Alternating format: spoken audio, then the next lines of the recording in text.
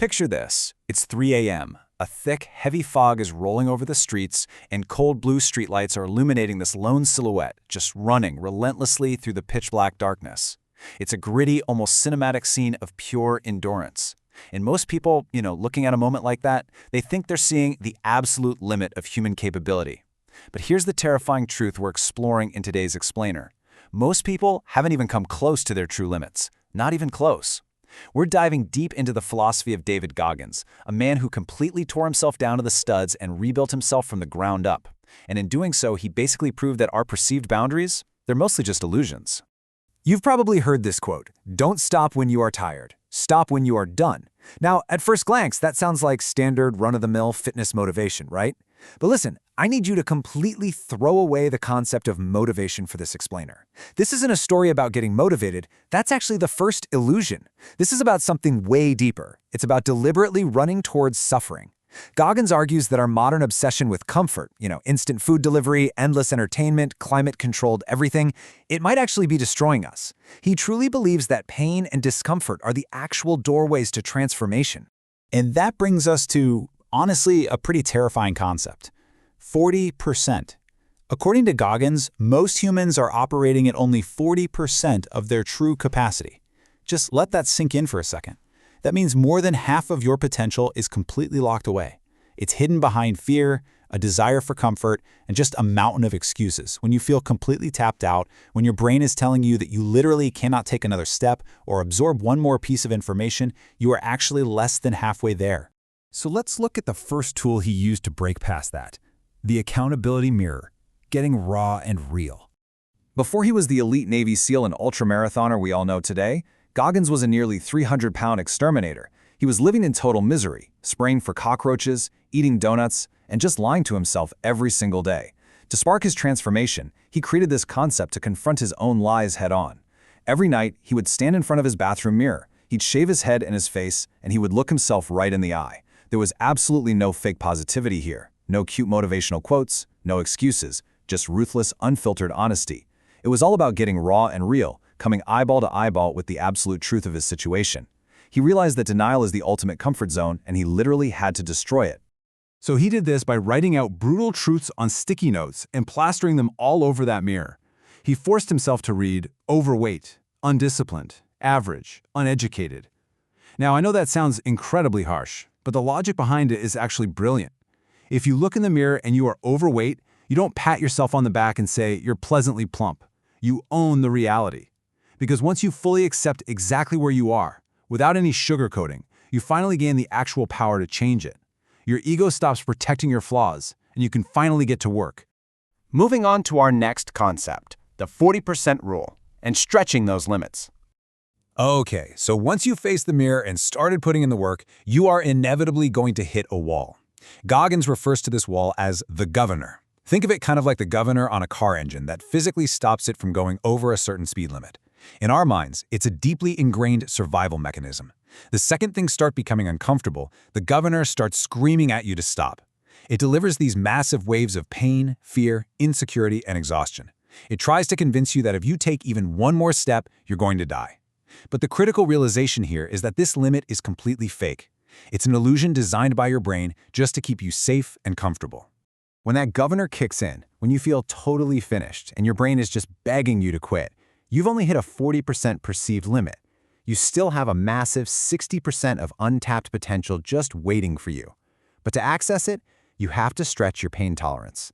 You have to push past that initial blast of agony and prove your own mind wrong over and over again until your actual identity changes. Because confidence that is built through suffering, well, that becomes completely unshakable. Next up is a really fascinating mental framework, the cookie jar. Using your past victories as fuel. So what happens when life hits you incredibly hard and your mind just starts absolutely panicking?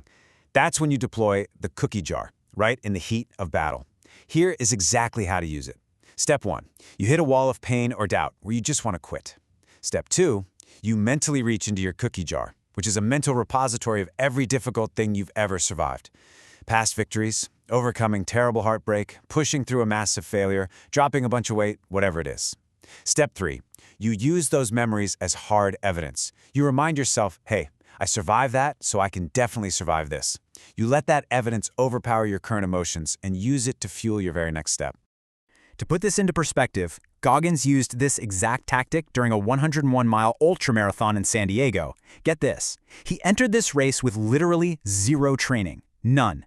By mile 70, his kidneys were failing, he had broken bones in his feet, and his mind was completely collapsing. He had absolutely nothing left physically. So he reached into his cookie jar. He thought about teaching himself to read, losing 100 pounds, surviving brutal Navy SEAL training. He used those small sparks of past success to start a fire in his mind, and he turned it into a massive inferno of forward momentum that carried him through all 101 miles. Absolutely wild. Which leads us to the fourth concept, callousing the mind, embracing the suffering. Look, we live in a world today that is incredibly soft. Instant food, endless streaming, GPS telling us exactly where to go. Our entire environment is optimized to prevent discomfort. But think about it like this. Just as lifting heavy steel day after day builds thick, tough calluses on your hands, voluntarily enduring brutal hardship creates calluses on your mind.